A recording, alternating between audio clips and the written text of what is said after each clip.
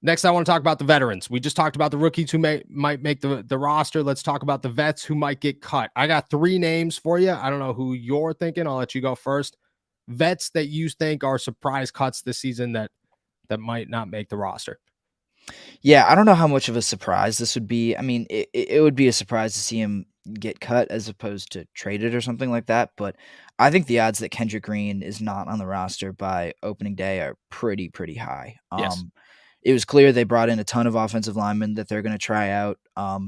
Kendrick Green hasn't exactly showed that he can contribute in any sense, really. Like I Yeah. don't None. like, yeah.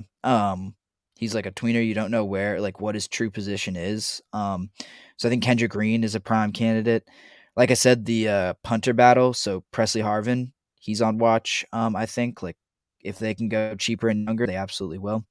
And then I think Mondre Harper too. Mondre Harper, right? Madre. That's Mondre. I think he's a candidate too. Like if Corey Trice ends up working out, again, you're going to go younger and cheaper as opposed to a guy who's been around the league a little bit.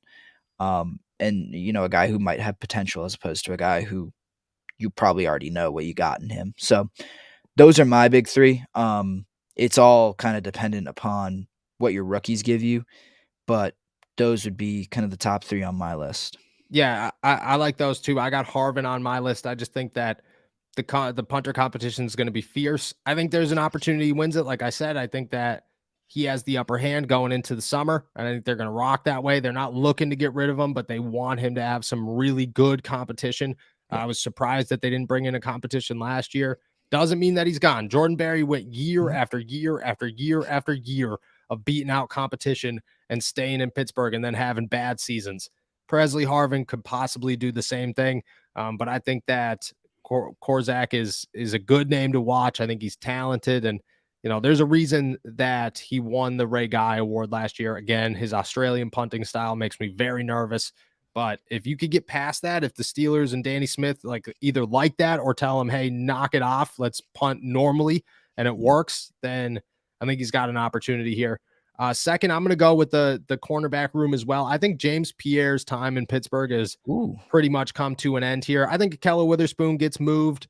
I think he's a trade bait at this point, and I think he's worthy of that. But you look at it and you go Patrick Peterson's 1, Joey Porter Jr.'s 2, Levi Wallace's 3, Arthur Millette's probably 4, and then Corey Trice is probably 5.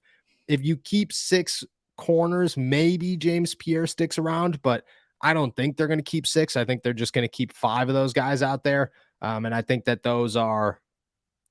he's one of the names to get cut there. I mean, if he passes through waivers, I think he's a great practice squad addition, but I think somebody might sign him there. So you'll think they'll do both trade Akello and cut Pierre? Yeah, I think they have too many options right now. Like you'd rather go young with Trice and Akello's $5 million cap hits our salary this season's, it's Mhm. rough. And you could Yeah, get rid that's of that for a guy who's going to be your third corner. Cool, totally fine. For a guy who's going to be your fifth corner, yeah.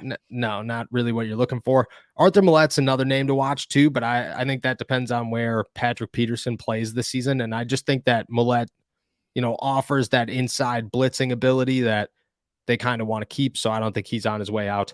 And then my third guy is Gunnar Olszewski, actually. Mhm. I think Gunnar is a very valuable run blocker, super valuable run blocker, but I just think that the Steelers are going to load themselves up on wide receivers too much. At this point, it's Deontay Johnson, George Pickens, Calvin Austin, Allen Robinson, Miles Boykin, I expect to make the roster. And then you're really deciding if you're going to keep that 6th wide receiver, but you're also going to keep 4 tight ends, maybe 3 running backs. Like at some point, you're going to run out of space here.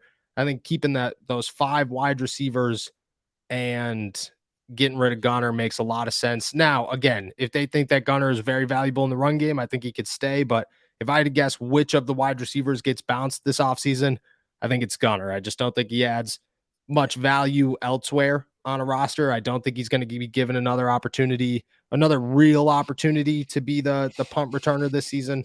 And I think all 3 of those guys end up. It's a new turn for the Pittsburgh Steelers, and I think out of all 3 of those, Gunner's the guy that I'm just like, man, I Yeah. think he holds the most value just as a run blocker. But you That gotta you posi gotta make yeah. moves.